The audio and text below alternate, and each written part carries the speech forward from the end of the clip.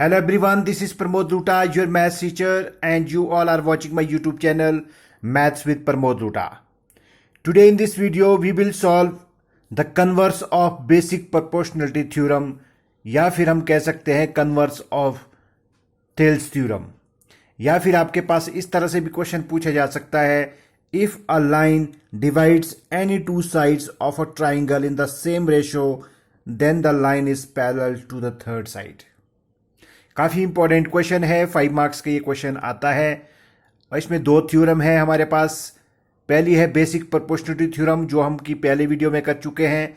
इस वीडियो में हम करेंगे converse of basic proportionality theorem.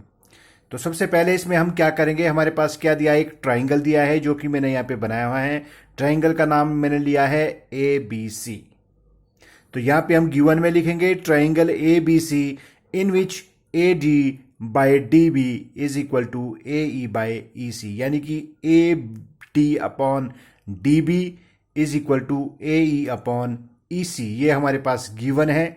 हमने उसके बाद हम लिखेंगे टू प्रूव। हमने इसमें प्रूव क्या करना है कि जो हमारे पास ये लाइन DE है ये जो है BC के पैरेलल है।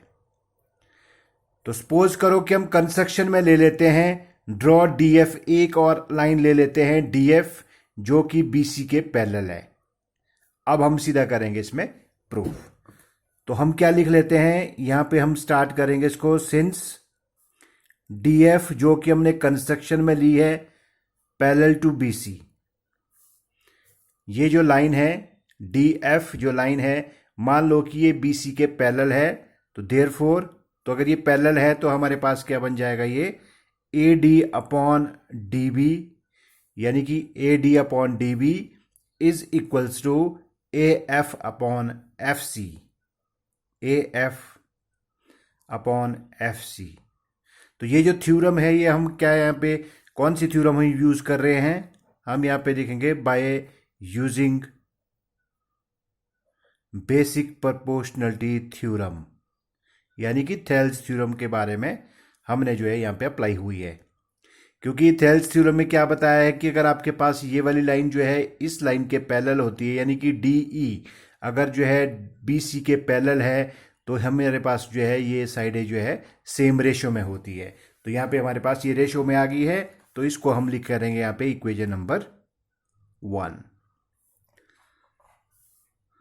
फिर हम नेक्स्ट स्टेप में लिखेंगे बट ये चीज हमारे पास दी है, हम यहाँ पे लिखेंगे हमारे पास क्या दी है, AD by DB is equals to AE upon EC। ये हमारे पास गिवन है, इसको हम ले लेंगे इक्वेशन नंबर 2। अब देखिए फ्रॉम 1 एंड 2 से कंपेयर कर लेते हैं, तो हम यहां पे लिखते हैं from equation 1 and 2 we gate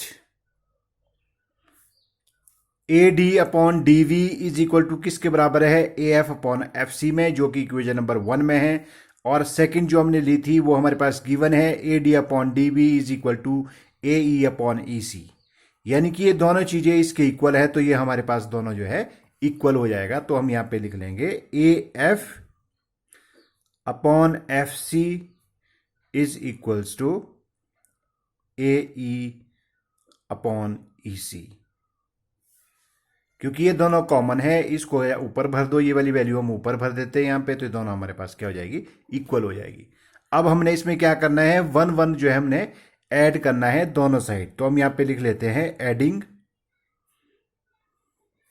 1 on both sides,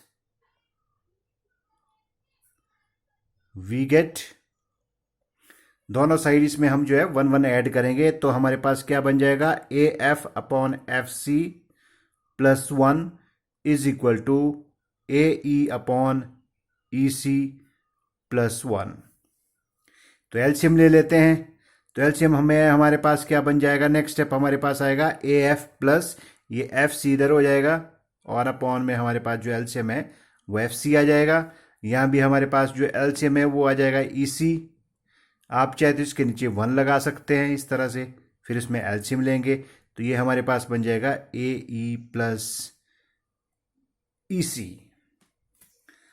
अब यहाँ पे देखिए फिगर में हमारे पास आ चुका है A F plus F C upon F C, यानी कि A F plus F C. तो हम यहाँ पे देख लेते हैं A F plus F C किसके बराबर हो गया, ए सी के बराबर। तो हम यहाँ पे लिखेंगे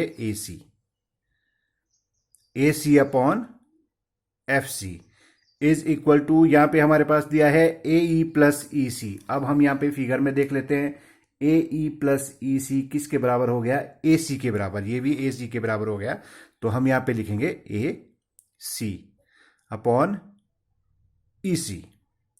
अब ए सी हमारे पास क्या हो जाएगा, कैंसिल हो जाएगा, ये दोनों कैंसिल हो जाएगा, यानी कि इंप्लाइज लगा के हमारे पास क्या बन गया, F C is equal to E C. अब यहां पे हम देख लेते हैं F C is equal to E C, यानी कि ये दोनों इक्वल कैसे हो सकते हैं, एफ से लेके सी तक और ई से लेके सी तक दोनों जो है इक्वल कैसे हो सकते हैं, इम्पॉसिबल है। ये तभी पॉसिबल होगा जब हमारे पास ई और एफ जो है एक ही पॉइंट होगा। तो यहां पे हम लिखेंगे F C is equal to E C is possible